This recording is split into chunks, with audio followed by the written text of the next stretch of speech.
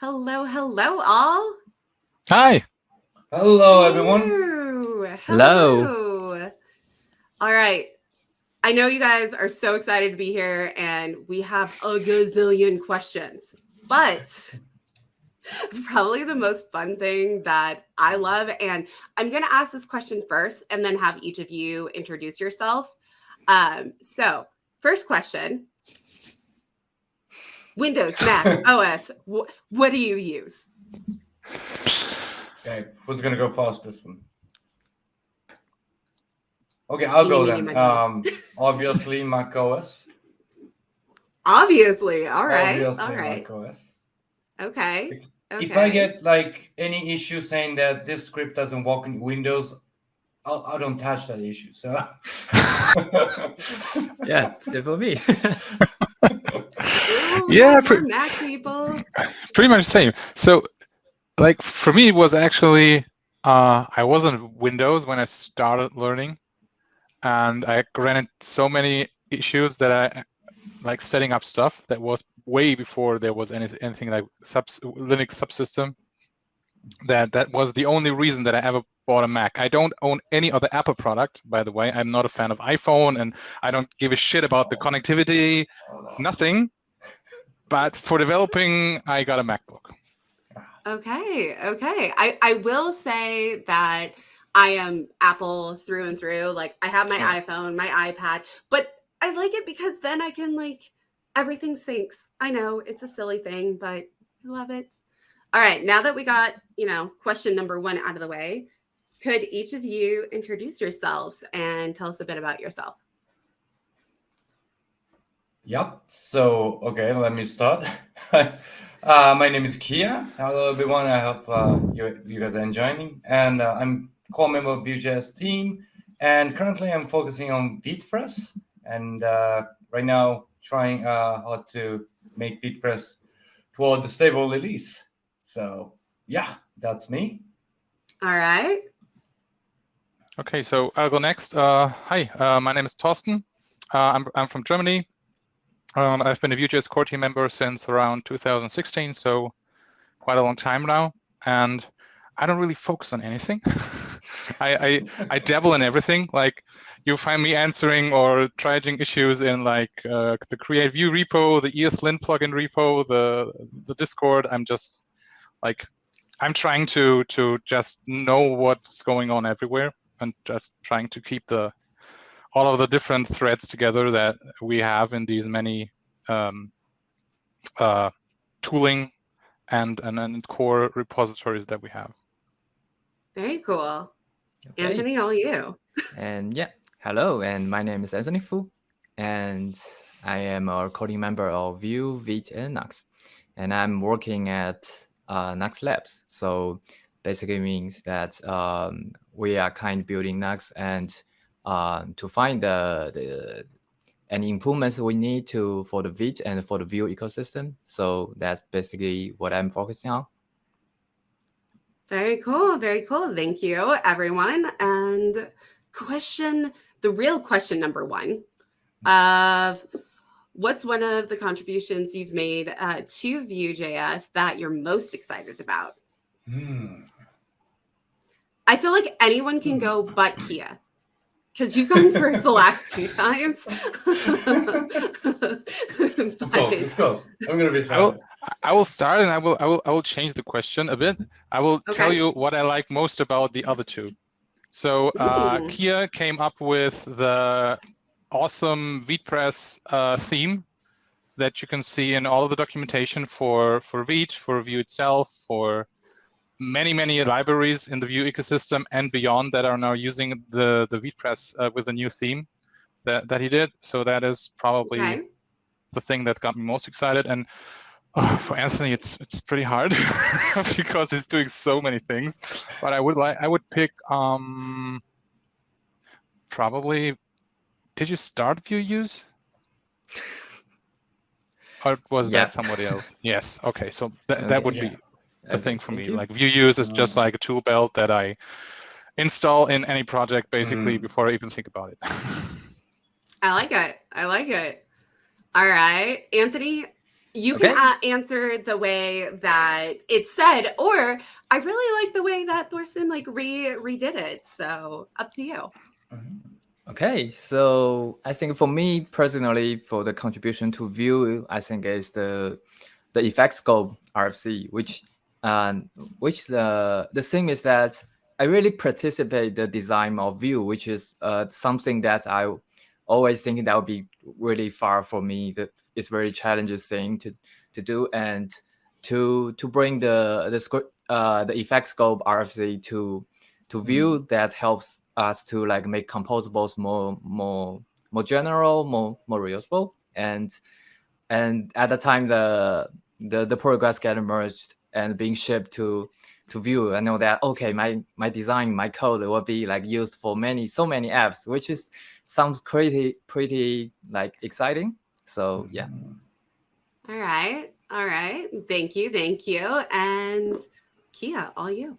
Yeah. So thank you, Thorsten, for mentioning. But I think I should say that Vitepress theme creation and also the Vue.js docs website design. So I'm recently working on the design stuff a lot, but I'm very excited about it. And also, it's kind of surprising that people liked it, and it was very satisfying for me too. And I'm hoping to do this design works more and try to improve the Vue.js ecosystem stuff.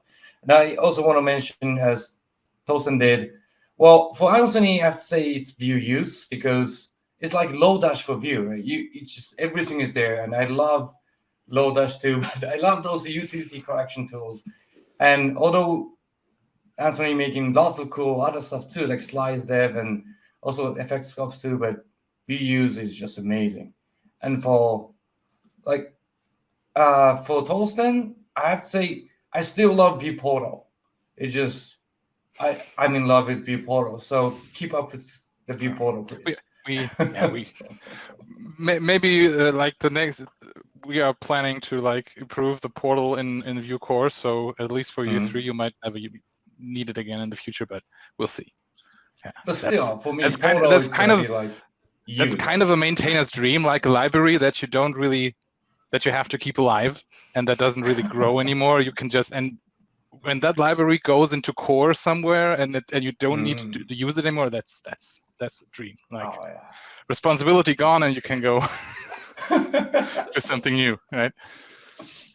I feel that leads to the next question, but like I get that it's a developer's dream, a maintainer's dream to not have to do any innovative libraries, but what will be released in 2023, tools or libraries?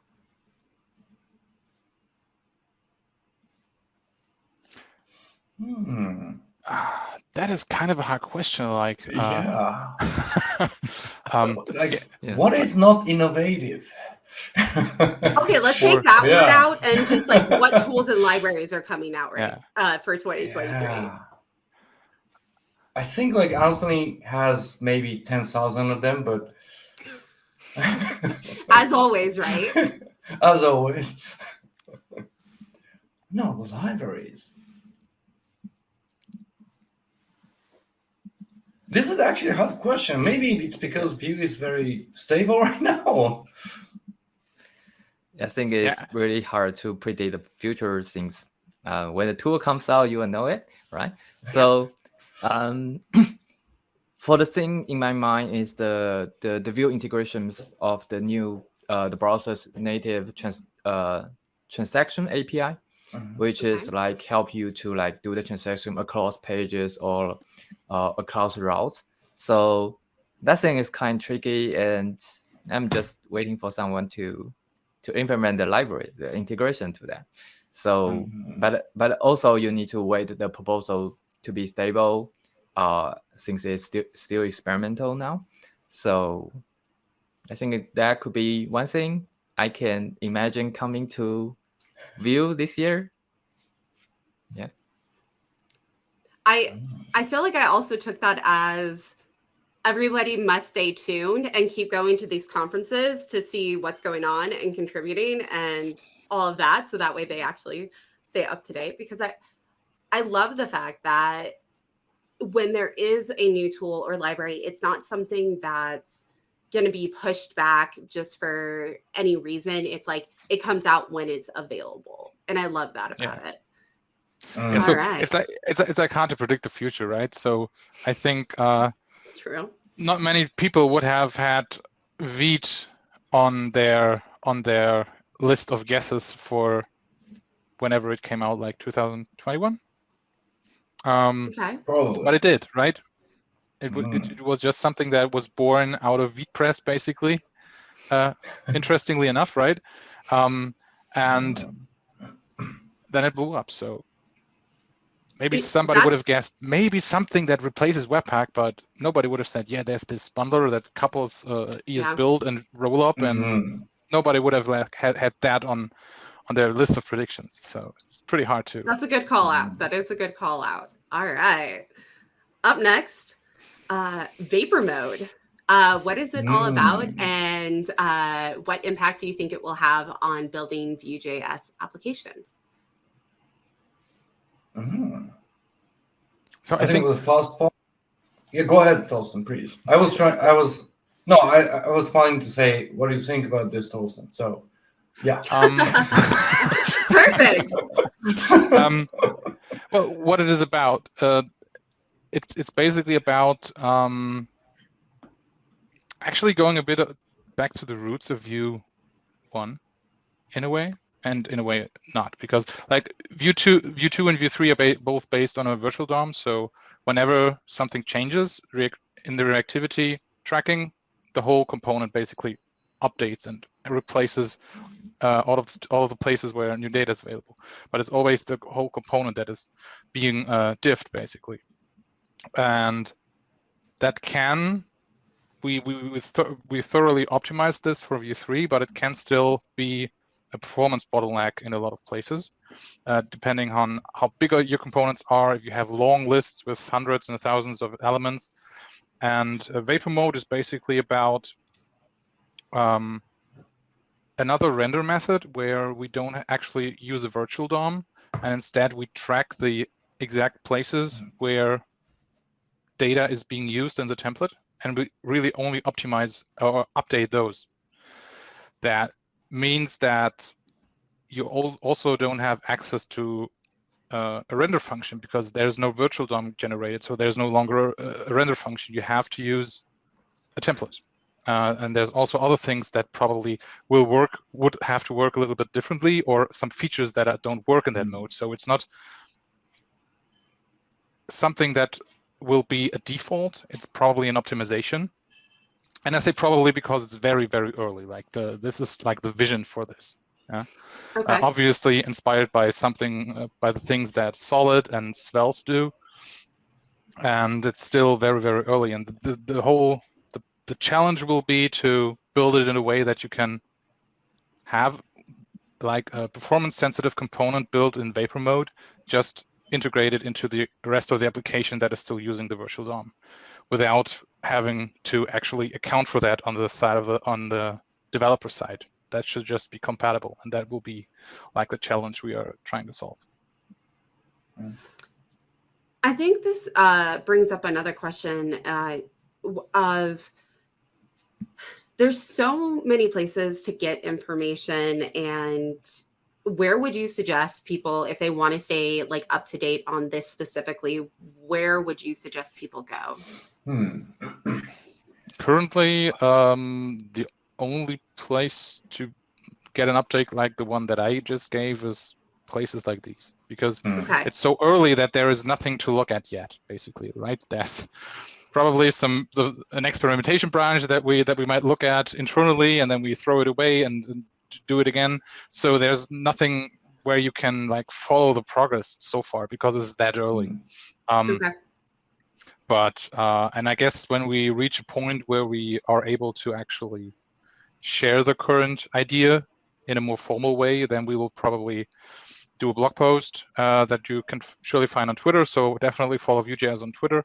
And that will probably also be followed by an RFC proposal where we then formally discuss what this new mode will be doing and will be changing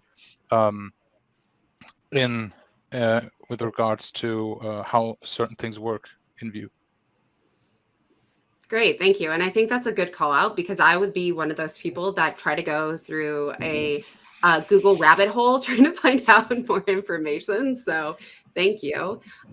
Do either of you want to add anything to this before we go to the next question? No, I think he nailed it. That's all we have right now, I think. Yeah, it's worth it. Perfect. All right. What is in the pipeline for Vitest, and should we expect any major releases? Okay, I guess this is for me. Yes. Yep. You are the person. Okay, I think there will not be like any major changes in our plans for now, but we just keeping improve things and to improve the performance. As you may see that in a few minor release, which since we are starting from the 0 point, which means they are actually breaking changes, but we trying to make the impact as minimal as possible.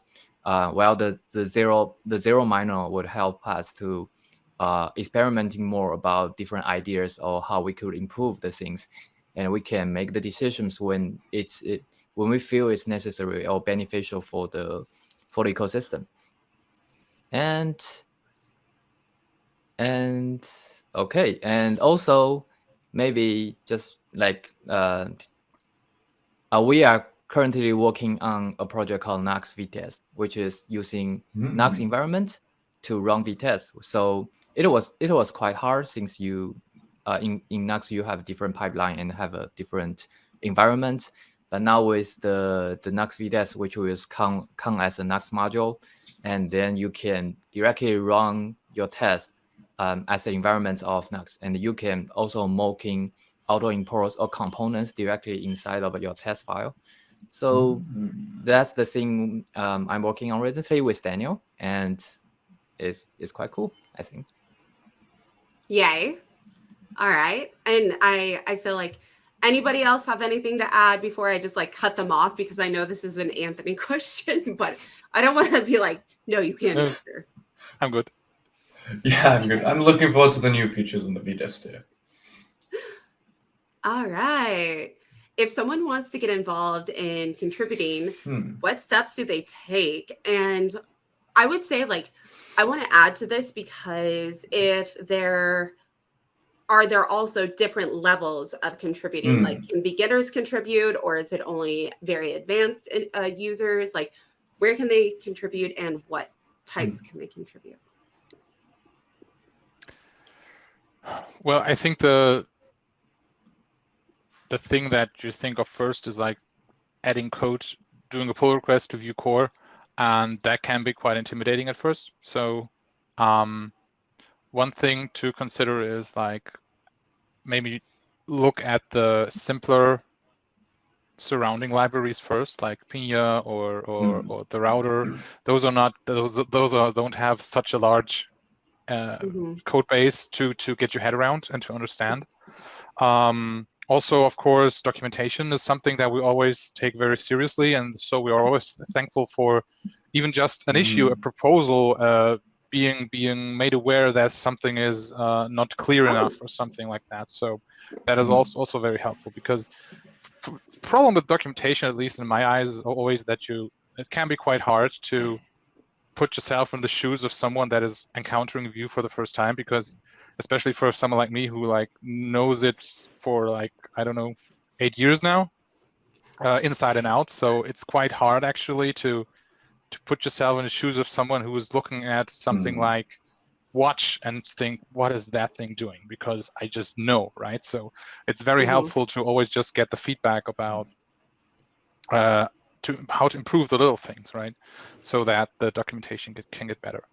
And the third thing that I would recommend is just maybe start out hanging out on the Discord, helping out other people with questions, because what I always find is that when you take a look at someone else's problem, or you think, I think I kind of know what's going on, but you have to evaluate that problem and develop a deeper understanding of the problem to explain it and to solve it for someone. That's a very good way of like actually deepening your knowledge about the thing that you're looking at. And so that was the way that I actually got a very deep knowledge about Vue and how Vue works without directly contributing to the code base for the first 1 or 2 years that I was actually working with it. So that's always a good tip, and it helps out other people. So what's not to like? Definitely. I feel like it's also where, as being a newer person to it, that being a part of the community really, really helps. And also, I would say not being afraid to ask questions, because that's the way you'll learn. And like, it's really cool being able to be a part of these conferences, because you can ask these questions and start learning about the community and just observe. I always want to say that to newbies, because joining random Discord servers can be like, oh, I don't know what I'm doing.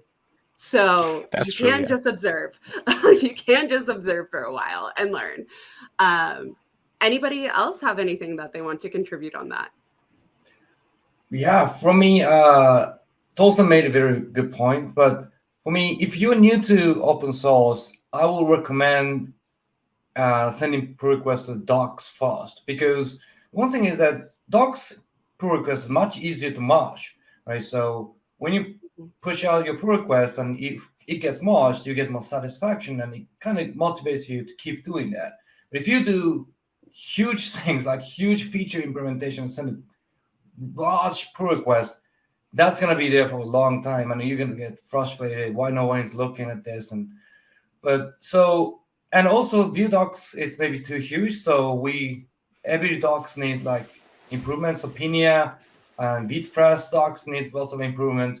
So please check out like other ecosystems as well. And if you're passionate, then we're always looking for you. So yeah, I think also important point concerning docs is translations. So lots of the docs have different translations that always need to be kept up to date, which is also a lot of work, and which is something that we can't really do, because I don't speak all of the languages that, like, I don't speak Chinese, so somebody who's speaking Chinese has to do those docs, but that person probably can't keep the Portuguese version of the docs up to date. So that's always a lot of duplicate work that is being that needs to be done. And so we're always thankful for those people that step up and do those tedious work of keeping the docs and the different translations up to date. That's greatly appreciated. Very good point, because translating docs forces you to go through all the docs, right, and read every sentence carefully.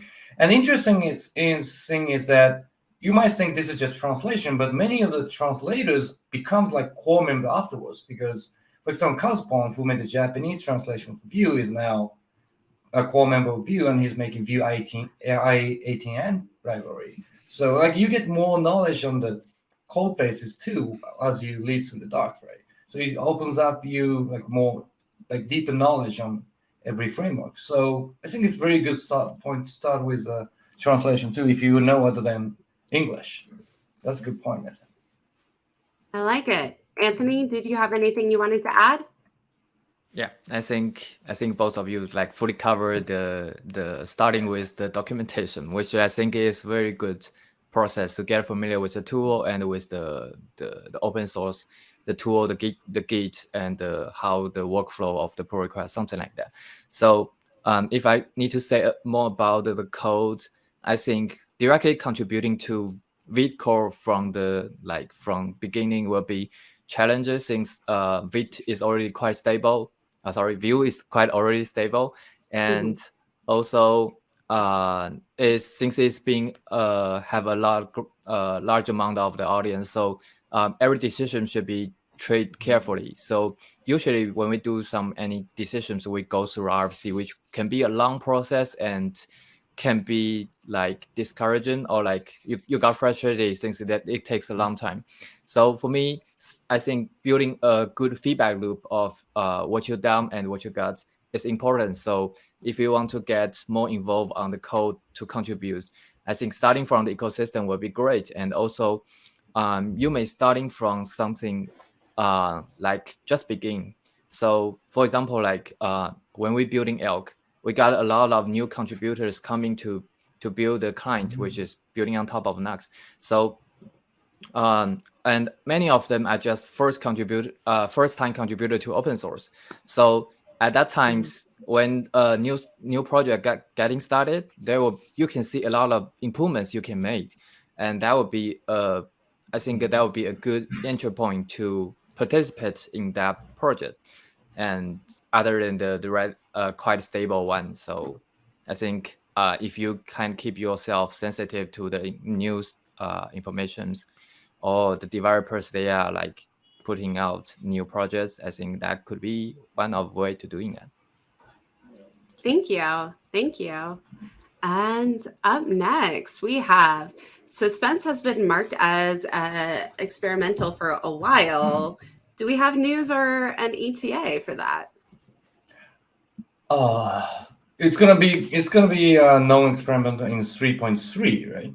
3.4, I think. Or 3.3? No, 3.4, right? No, 3.4. Because, okay. It was planned for 3.3. Like Evan explained this yesterday, basically, right, in his keynote.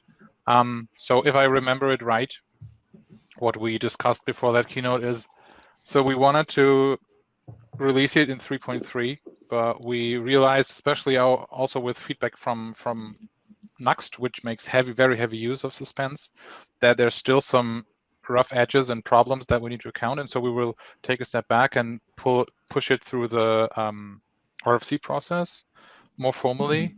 And so it will be postponed to 3.4 probably, which means second quarter of 2023 is the current plan. So 3.3 should arrive much sooner and pick the more low-hanging fruit in terms of features and stuff like that. So yeah, that is part of the strategy, that we want to do more minor releases with like smaller feature sets, but have more of them, do them more often. And so that's why we don't wait for Suspense to release 3.3. We will do 3.3 now in the upcoming weeks, and Suspense will then be part of 3.4. That's the plan, at least. Thank you. Thank you. All right, up next we have a long one. So, it added it to the, I don't want it to be the ticker. I just want it to be on, it's so long that it's not going on as, so the reactivity transform RFC doesn't seem to solve the problem we initially thought it would, exposing perhaps some of the limitations around composition API design when it comes to ref and reactive. Will the Vue team consider the solutions proposed by Solid.js and Svelte when it comes to, wait, is that the end of it? When it comes to reactivity syntax, and would you be willing to introduce a new breaking change in Vue 4 to improve the framework in the longer term? Thanks, because it doesn't show me on my side. So I was like, where'd it go? That's a very long question. I will. It's a timely one too, right? Because yesterday everyone has announced that we're gonna put rest in peace reactivity transform. So that's gone. Yeah.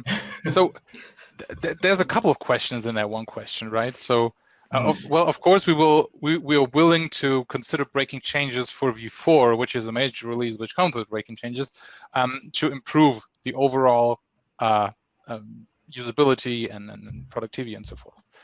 The question will be that, or our explicit goal is that Vue 4 will be nothing like the switch from Vue 2 to Vue 3, because that was, we are quite aware that it is quite a painful transition for a lot of people. And so that is like the determining factor. So every change that we will introduce in Vue 4 has to be much more subtle and much easier to transition to from Vue 3.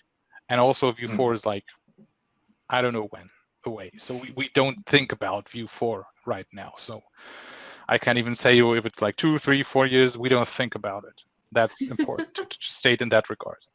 And the other thing is that the question basically stated that, or suggested that failure of the transition, the reactivity transform shows some of the limitations.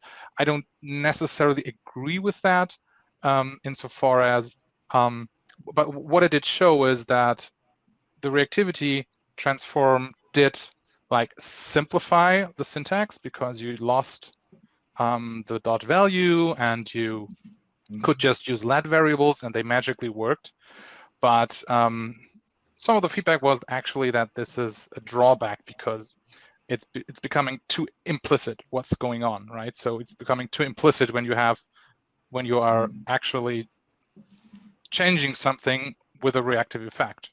And so that's one of the learnings that we are drawing from this, that maybe one of the improvements we have to think about in the future is how we can give people a more explicit API to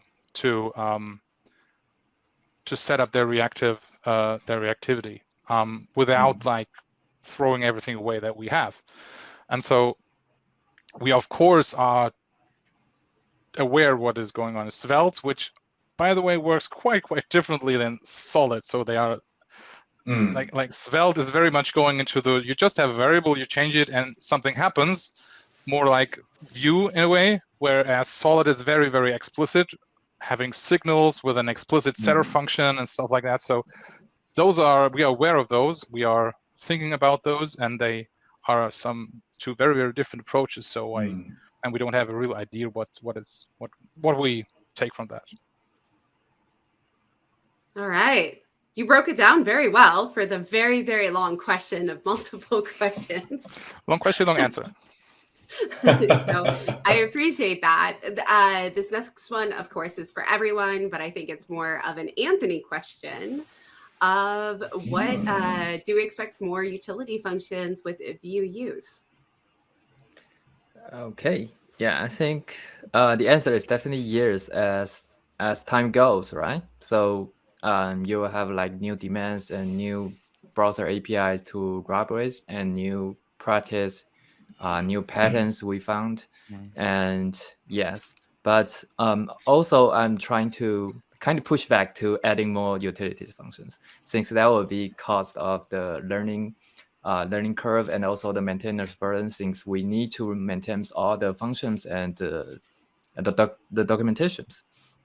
So and also we are kind considering to like generalize some of the functions and to like kind of merge two into one, or like deprecate one in favor of the others. So I'll try my best to like not make it like growth expansionally. So something like that. All right. Perfect. Thank you. And up next, we have more of a Kia question. The Vue.js docs have a great feature for switching between options API and composition API. How can I do this in my own Vue library docs with Vitepress? Well, actually, it's not that quite difficult. If you create your own theme, then you can write any kind of a Vue.js function. So you can actually copy the exact code from the Vue docs and paste that into your custom code, custom theme. It should work. But what it's basically doing is just setting the global state and switching it. But I'm thinking this is kind of cool feature to have, not in terms of like composition API and Vue API, but for example, docs like Histoire has two APIs for like React and Vue because it supports both, right? So when also in React documentation, it could be interesting to have this feature in Vitepress because there is time like, we want to show the difference between options API, composition API, but you don't want to really make that into tab group so the user have to always, click each code bases, but rather change the documentation slightly, but most of the things the same and that kind of stuff. So I'm planning, maybe we can implement this to Vitepress too, but probably it's going to be after the stable release. So for now, please go check Vue.js docs, Vue.js docs, and see the code. It's actually very simple, and if you see it, I'm pretty sure you can just copy and paste and use it in Vitepress. It's And kind another, oh, go ahead. It's kind of brute force, right? So we basically have, like, if you have one page that is for Options API, and then you make the switch and it shows the same page, but with a completely new content for the composition API, that's basically just all in one page wrapped in two divs with different classes, and the switch just switches a parent class. So one gets shown and the other gets hidden. That is kind of like the low-tech trick that we do to like switch the page, right? But that's something different than, I think Vitepress already supports code blocks with different tabs, or It does, it does. Right? So that you have like one code block that has 3 or 4 different variations of the same code. I think that is supported already, but having a different page with a switch, that is something that you can learn from the Vue docs itself. It's on GitHub. I was just going to say, this is a great way for other people to contribute as well as they level up, you know, helping out with the education there and getting out more of the knowledge. All right. But up next, we have curiosity question, dark mode or light mode? Obviously, dark mode. Okay. All three of you, or anybody use light mode? I use dark mode for most of the time, and I switch to light mode when I'm just directly under the sun, so I can get rid of it. Yeah, basically that's it. There are extreme scenarios where light case is permitted, but they are rare. But one thing I'm having trouble is that, maybe these are different topics, but I'm using dark mode these days for everything, right? GitHub or like Asana, or any app that I use. And when I build application, I will start from dark mode these days.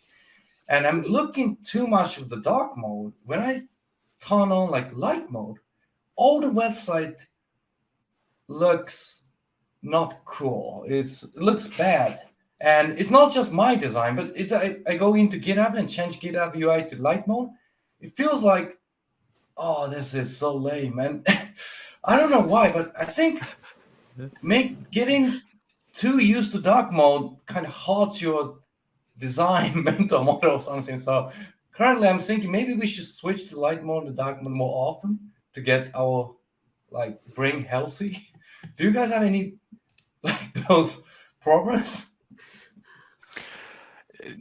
No, I don't think so. So for me, dark mode is exclusively but I also don't exclusively use dark mode. Like I except for the IDE or the editor, like for websites, I just do what the OS is proposing. Like, so when it's light outside, then my websites are in light mode, and when it's dark outside, they are in dark mode. So. You're a more flexible person. Yeah. So maybe that's how I don't experience what you experience, because I live in both worlds when I'm the consumer and not the developer. Great. I do feel like it is something where colors, at least for me, don't pop as much if it's not in dark mode. Yet when I'm streaming, a lot of times I'll have things in light mode. So that way this screen doesn't go dark and then my lighting changes, which I don't think most people really think about because they're not streamers. But all right. Yeah, here you need a script to randomly change the system the color mode for every hour, or something like that. Yes, I like that. And we have another one that is a really long one that's going on the ticker, and it's probably a Thorsten question. So be prepared.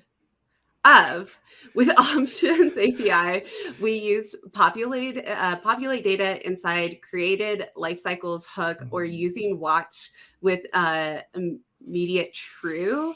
Now with composition API, I'm still very confused on what I should write my code to request data from the backend. Is there best practice always considering performance? Oh, that is actually the end of that one. That's good. Yeah. I think just directly call it in setup. Like you can think of the setup function or the script setup block if you use that, which I would recommend, basically as a created hook on steroids. So it runs around the same time, a little bit earlier, but around the same time. And you can just do your initial data fetching in there. You can also do that within and if you have to do it multiple times because you have to refetch with a watch later, then you can also just run it with a watch immediate in the setup function. That is not some extra cost that will cost you anything. All right, thank you. That one was a long question, but you made it pretty good for short answer. I like it. All right. Is there a possible way that Vue will become a full stack framework? Well, we call that Nuxt, wouldn't we? Yeah. So. Yeah, I think that's basically the answer. Like Vue will be the library that you can build upon. So that doesn't lock you into one framework. You can use it with Nuxt. You can, in a sense, Quasar is also not a full stack framework, but it's also already full application framework, at least for the front end. You can use it in Astro, which is basically becoming full stack more and more now because for content sites. So yeah, I think that makes more sense. And also it's difficult. I mean, it's the matter of terms what full stack really means. But since we have Vite with Create Vue, that is already kind of framework for SPA creation. You have a source file, components, router. So I think it refers to like integration of the backend.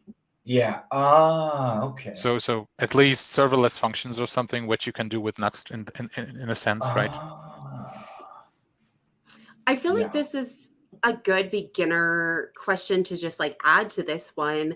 On a high level, what would you say that you would use Vue for instead of Nuxt, or vice versa, like building Nuxt upon Vue? Like, are there some big differentials that you would tell somebody newer to the tech stack? I guess that depends on what you are going to build, right? So which kind of site you want and what kind of the feature you would like to have. And if you want to go simple, you can go the SPA with Vite, with Create Vite or Create Vue. But if you want some like backend integrations, or if you want to have some server-side rendering for your SEO or something like that. So indeed, it's possible to configure Vite to make it being able to render SSR or render different purpose. But I think the good thing Nuxt is that it got you covered, and it got also the great ecosystem that you have the integrations for different modules. Like if you want to use Pinia, you don't need to handle how you should sync different data across servers, client, or how you kind make separation between different requests when it's come to server-side rendering. So you can just use the Pinia Nuxt modules to do that. So yeah, I think that's basically it. So if you want to start simple but you still need server-side rendering, I think you can go with Nuxt. Or if you are really an expert to this field and you want the full control of it, of course you can build that from scratch. That's a good point. I also want to give it another dimension or aspect. Like if you're new to Vue and also kind of new to building an application at the same time, you just want to learn, I would suggest not to start with Nuxt because it gives you so many things out of the box that you can be overwhelmed. I would rather just recommend try to build something small with just Vue. And in the process, you will encounter a lot of small difficulties and stuff like that, like how to fetch data and how to this and how to that.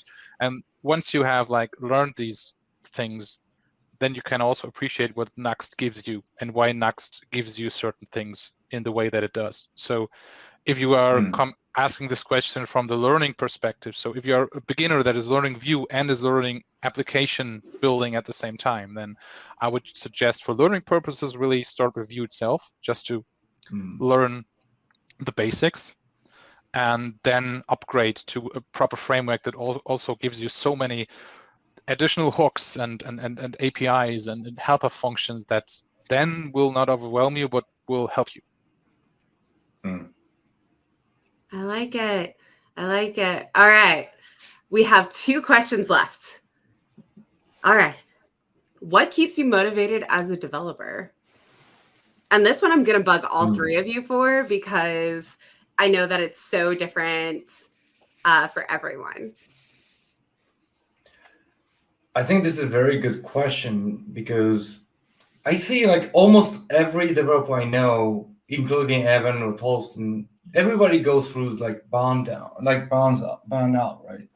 So I'm go like time to time I get burned out too, and I'm wondering why that happens and why am I motivated.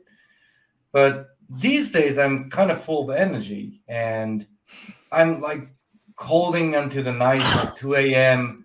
and I'm not sleeping so much, but I feel much better and I feel more energy compared to when I'm burning out and doing pretty much nothing, going to bed early.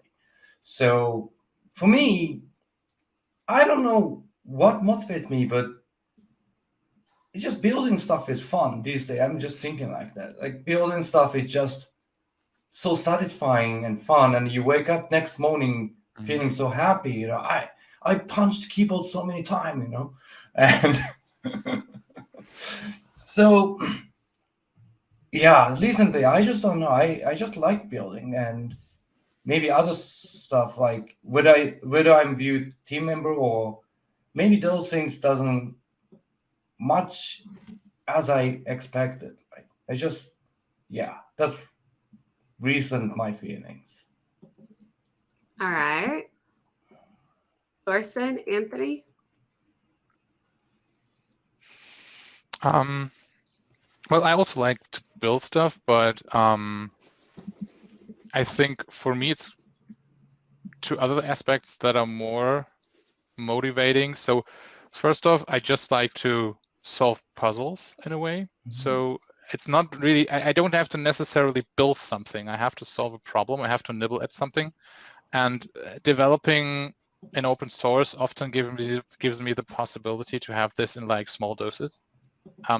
Whereas in my day job, especially where I'm not really coding that much, or I don't have these small wins, these small regular shots of endorphins where you solve the problem. Those are bigger when they happen, but they are rare. And so developing and helping people on Discord, I count into that.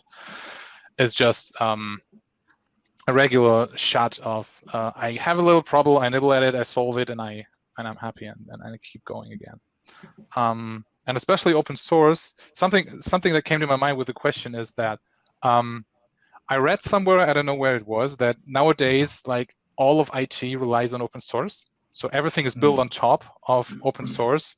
And it has happened in a way that all of the interesting work is happening in open source, and the paid jobs are just like left to like string together the open source stuff into something useful, and that is often less satisfying than building the foundation things like Vite or Vue.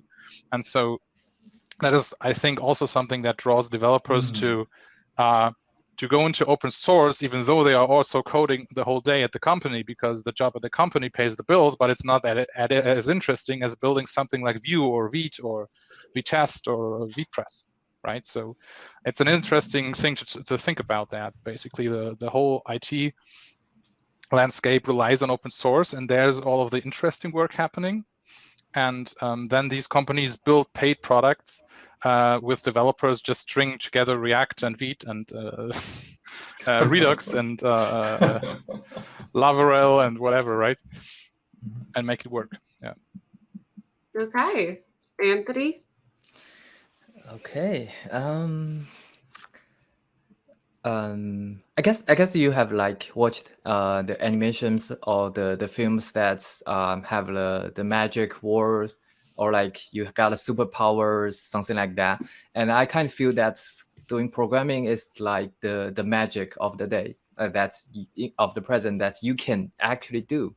So it basically means that if you like writing a really complex program, you are just casting a very complex spell to do some magic, something like that. So that's the thing. I think the programming itself is already fun, but also like when you build something that you can achieve much more than it is itself, right? I think your code can be run on like thousands of machines that help hundreds of people that's saving their time, and that meanings help me to like, okay, this is really meaningful thing to do, since I can spend my time to save a lot of times for the others, and that kind of being pretty magical to me. And that's kind of being the thing that motivate for me to like entering the open source world, since open source, that's being the platforms that people can collaborate with each other, and we can build a great stuff together, which is quite a fun experience. I love that. And I love how you mentioned also like the superpower, because at the beginning, yes, we all get motivated so differently. Yet I know like what I consider my superpower is human connection. Like I love talking to people. I love being the awkward one asking the most ridiculous questions. Like, yo, I'm a noob. I'm going to ask some of the most advanced people some some questions, and it's like learning and embracing whatever our superpower is, and I love that. Our last question, which I feel like is on everybody's mind, the more and more chat GPT becomes popular, and I know that it's really helped me, at least getting started with like blog posts or like learning something, at least like what is the most things that I should learn about. But has it been an impact on Vue.js development, or where do you see it could both positive and negatively impact it? Well, overall, I think that's amazing technology, and it's wonderful. Right? Currently, I don't see how we can really use this to Vue.js development, but in the future, yeah, I'm hoping like if we put issue numbers on ChatGPT, and that tells you like which issue you should be focusing on, that kind of stuff could be interesting, right? And maybe solve the issue by themselves. But one thing I'm feeling, it's maybe this is not direct answer to this question, but these days whenever this AI topic comes up, I'm kind of sad that it also brings this negative emotion together, right? Because before new technology comes in, and we are like, this is so cool, iPhone, yeah. But now this AI comes in, and this is so cool. But on the other side, you hear like, do you know how many people are gonna lose job because of this? And it's not like we can't embrace the new technologies anymore. So like rather than like new AI, I want like to have this positive, good atmosphere on this whole AI environment for the further development. That's what I hope what's going to happen to ChatGPT. That's a great call out. Anything you two want to add? I think like in the short term,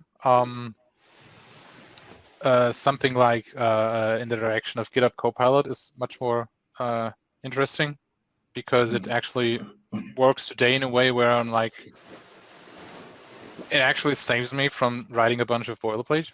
And I know it's like a hot topic, because is that stealing or somebody's work or not, or whatever?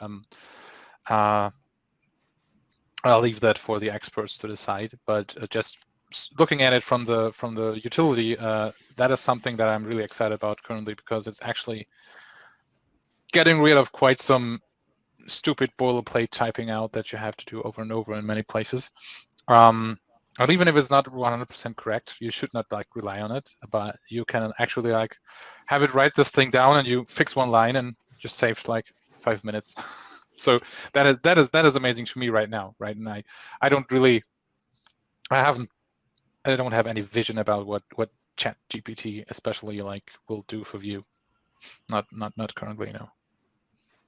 It's just funny right now, mostly what it does. It is. There's some pretty comical ones. Yeah. Anthony, anything you want to add here? Okay. Yeah, I think for me that's something that would be more practical is the GitHub Copilot for sure, and I basically use it every day. And now I also got a bad habit is that I will wait for it. When I type something, I'll wait for it. Okay, when will it come up? And sometimes it doesn't work. When you got a bad network connections, or like I don't know, sometimes it doesn't work, and it's like I'm just sitting there for like 30 minutes. 30 seconds and something like that. But for me, I think the AI technology indeed that's helped us to like build software faster and to save some times. But I also think that's not it's not magical, I guess. It's that it cannot help you to get new ideas out of nowhere and to build new stuff. You just doing the basic things or repetitive things or like the things you can predict. So, and I think the Copilot name is quite nice. Is that okay? It's just another guy or another like program helping, setting alongside you and help you, but not really taking. It's not take over your jobs. And I used to really like to GitHub Copilots to help me to do that, but that was because I was almost working alone remotely. So and then like I'm recently moving to Paris and working with really awesome people together from Nuxt and in person, and I kind of feel I don't really need a machine friend, a real friend that's really helped me got your like you. That would be like much more than that, you got a lot of inspirations, you got discussions, something like that. So yeah. So for me, I'm kind okay. That's a good tool, but it doesn't. I don't think that would affect too much to it. All right. Well, thank you everyone for answering the hot topic at the moment, AI, and I love it. In the fact that, and like in summary, to me, it makes it seem like it just makes our jobs easier, but doesn't replace a human. It's kind of how I've learned or found it is, and it also makes it a lot more accessible because people can learn more about it and move faster. But we'll only see in time. And now y'all are done with the panel. And I know panels are kind of crazy because we could ask you lots of questions. But here is your opportunity. Is there anything you wanted to tell the audience before you sign off? Thank you everyone for joining, and I hope you guys see a Vitepress stable really soon. So stay tuned, and see you on someone else. There you go. Well, perfect. Thank you, everyone. And as always, keep up the good work and being amazing humans. Thank you, and see you next time. Thank you. Thank you.